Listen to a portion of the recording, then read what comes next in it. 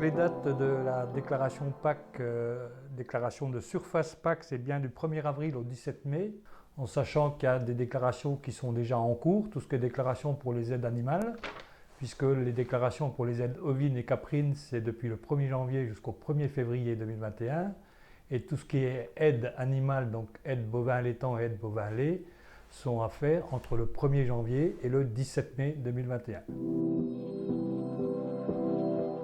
Les calamités, en principe, ça devrait être ouvert en même temps que la période Pâques, en sachant que pour le moment, on n'a encore pas de date officielle, mais en principe, ça devrait être aussi du 1er avril au 15 mai, 17 mai. En principe, c'est déclaré pendant un mois, donc ça sera plutôt 1er avril à fin avril, quoi. Alors la Chambre propose des sites de déclaration pour les déclarations en présentiel, puisque cette année c'est une formule qu'on peut proposer et qu'on souhaite privilégier. C'est quand même plus facile d'avoir les gens à proximité pour faire la déclaration, pour signer les papiers, pour valider et puis pour discuter, parce qu'il y a beaucoup de règles qui sont rappelées dans le cadre de la PAC. Dans les sites, on a donc bien sûr Épinal, Saint-Dié, Rambervillers, Neufchâteau et Gérardmer. Donc ça sera pour des rendez-vous présentiels. Et on va proposer également des rendez-vous en visioconférence pour les gens qui le souhaitent, parce que certains avaient apprécié l'année dernière, mais on privilégie quand même, dans la mesure du possible, les rendez-vous physiques.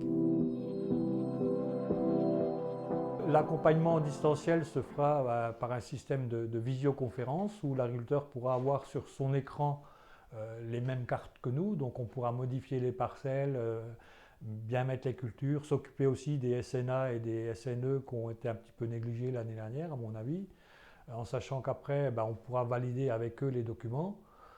Après, c'est sûr qu'au niveau de la Chambre, il y a un bon de commande à signer et souvent un document pour dire que l'agriculteur fait la déclaration sous sa responsabilité. Donc ces documents lui seront envoyés par mail et le dossier sera validé une fois qu'on aura le retour de ces courriers-là, quoi. Alors les nouveautés pour cette année, déjà c'est qu'on va faire du présentiel plus des visios, donc c'était déjà un peu le cas l'année dernière, mais cette année c'est les deux formules qui seront proposées.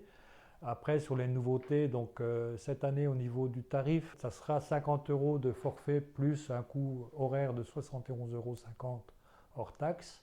Et on va proposer un forfait à 100 € pour un accompagnement à l'année, c'est-à-dire ne pas avoir à repayer un supplément s'il y a des calamités, ou si on a un contrôle PAC, ou si on veut faire un point en cours d'année sur les engagements.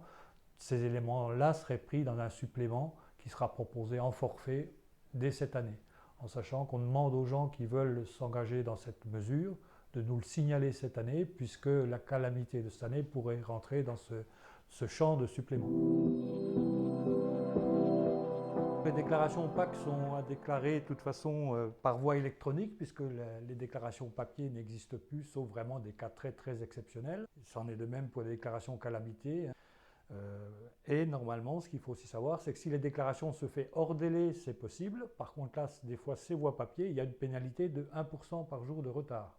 Donc, il vaut mieux essayer de respecter les délais qui sont donnés par la DDT pour faire ces déclarations. L'élément important, c'est qu'au moment des rendez-vous, que ce soit en visio ou en présentiel, que les agriculteurs aient bien les différents codes. Ce qu'il faut aussi rappeler, on ne connaît pas forcément tous les gens qui déclarent, donc c'est bien à eux de penser s'il y a un JA, de bien penser s'il y a des animaux, s'il y a des ovins, des caprins, puisque les déclarations sont différentes suivant si on a des bovins, si on a des ovins ou des caprins. Donc c'est bien à l'agriculteur d'avoir les éléments, les effectifs animaux, ovins, caprins et équins, au moment de la déclaration, les différents codes qu'il faut pour faire les déclarations. Et comme il y aura les calamités en plus pour ceux qui prendront l'option calamité, il faut aussi avoir les adresses de messagerie. Enfin, tout ça, c'est précisé dans le courrier qui vont être envoyés par les assistantes. C'est bien lire le courrier et bien avoir tous ces éléments-là sous le coude lors des rendez-vous, que ce soit physique ou en visio.